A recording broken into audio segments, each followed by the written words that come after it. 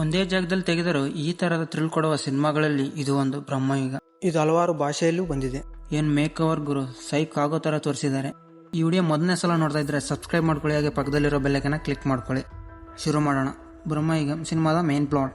17ನೇ ಶತಮಾನದ ಪೋರ್ಚುಗೀಸರ ಬಳಿ ಕೆಲಸ ಮಾಡುತ್ತಿದ್ದ ಕೆಳ ಜಾತಿಯ ಇಬ್ಬರು ಯುದ್ಧದ ಸಮಯದಲ್ಲಿ ಅಲ್ಲಿಂದ ತಪ್ಪಿಸಿಕೊಂಡು ಕಾಡಿಗೆ ಬರ್ತಾರೆ. ಆ ಕಾಡಿನಲ್ಲಿಯೇ ಒಬ್ಬನು ಸಾಯ್ತಾನೆ. ಇನ್ನೊಬ್ಬ ಥೀವನ್ ಅವನು ದಾರಿ ತಪ್ಪಿ ಪಾಡು ಬಿದ್ದ ಬಂಗಲೆಗೆ ಬರ್ತಾನೆ. ಇದು ಈ ಸಿನಿಮಾದ ಮೇನ್ ಪ್ಲಾಟ್. ಮುಂದೆ ಏನಾಗುತ್ತೆ ಅನ್ನೋದು ಸಿನಿಮಾ ನೋಡೇ ತಿಳ್ಕೋಬೇಕು. ಈ ಸಿನಿಮಾ ಕೊನೆವರೆಗೂ ನೋಡ್ತೀವಿ ಅಂದ್ರೆ ಅದು ಮಮ್ಮೂಟಿ ಅವರ acting, music rhythm, black and white colour, narrating style and story ಇವುಗಳಿಂದಾನೆ. ಲೈನರ್ ಸ್ಟೈಲಲ್ಲಿ ನ್ಯಾರೇಟಿಂಗ್ ಸ್ಟ್ರಕ್ಚರ್ ಸಖತ್ತಾಗೆ ಇದೆ. BGM ವಿಜುವಲಿ ತುಂಬಾ ಥ್ರಿಲ್ಲಿಂಗ್ ಆಗಿ ಬಿಲ್ಡ್ ಮಾಡಿದ್ದಾರೆ. ಮಮ್ಮೂಟಿ ಅವರು ಈ ವಯಸ್ಸಿನಲ್ಲಿ ಈ ತರಹದ ಸಿನಿಮಾಗಳು ಮಾಡೋದು ತುಂಬಾ ಗ್ರೇಟ್ ಅಂತಾನೆ ಹೇಳ್ಬೋದು. ಕ್ಯಾರೆಕ್ಟರೈಸೇಷನ್ ಹೆವಿ ಆಗಿದೆ. ಅರ್ಜುನ್ ಅಶೋಕನ್ ಇವರು ಮಮ್ಮೂಟಿ ಅವರ ಆಕ್ಟಿಂಗ್ ನ ರೀಚ್ ಮಾಡಿದಾರಂತಾನೆ ಹೇಳ್ಬೋದು. ಇನ್ನು ಈ ಬಂಗ್ಲೆ ಸುತ್ತಮುತ್ತ ನೋಡಿದ್ರೇನೆ ತುಂಬಾ ಭಯ ಆಗುತ್ತೆ.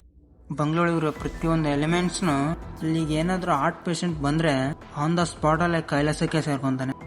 ಅಲ್ಲಿರೋ 3-4 ಜನದಲ್ಲಿ ಸ್ಟೋರಿನ ಸಖತ್ತಾಗಿ ಬಿಲ್ಡ್ ಮಾಡಿದ್ದಾರೆ. ಅಲ್ಲಿರೋ ಮೂವರಲ್ಲಿ ಮೈಂಡ್ ಗೇಮ್ ಚೆನ್ನಾಗಿ ವರ್ಕೌಟ್ ಆಗಿದೆ. ಸಿನಿಮಾ ಎಂಡಲ್ಲಿ ಇಷ್ಟೇನ ಅನ್ಸುತ್ತೆ, ಚಾತನ್ ಶಕ್ತಿ. ಕ್ಲೈಮ್ಯಾಕ್ಸ್ ಈಸಿಯಾಗಿ ಮುಗಿಯುತ್ತಾ ಅನ್ನೋಗೆ ಇದೆ. ಮೊದಲು ನಮಗೆ ಅದ್ರ ಮೇಲೆ ಇದ್ದಂಥ ಇಂಟೆನ್ಷನ್ ಕ್ಲೈಮ್ಯಾಕ್ಸ್ ಅಲ್ಲಿ ಕಳೆದುಕೊಳ್ಳುತ್ತೆ. ಭಯ ಬರುತ್ತೆ, ಆದರೆ ಇಷ್ಟೇನ ಅಂತ ಅನಿಸುತ್ತೆ. ಇದರಲ್ಲಿ ವಿಜುವಲಿ ಎಲ್ಲಿ ಡಿಸ್ಟರ್ಬೆನ್ಸ್ ಇಲ್ಲ.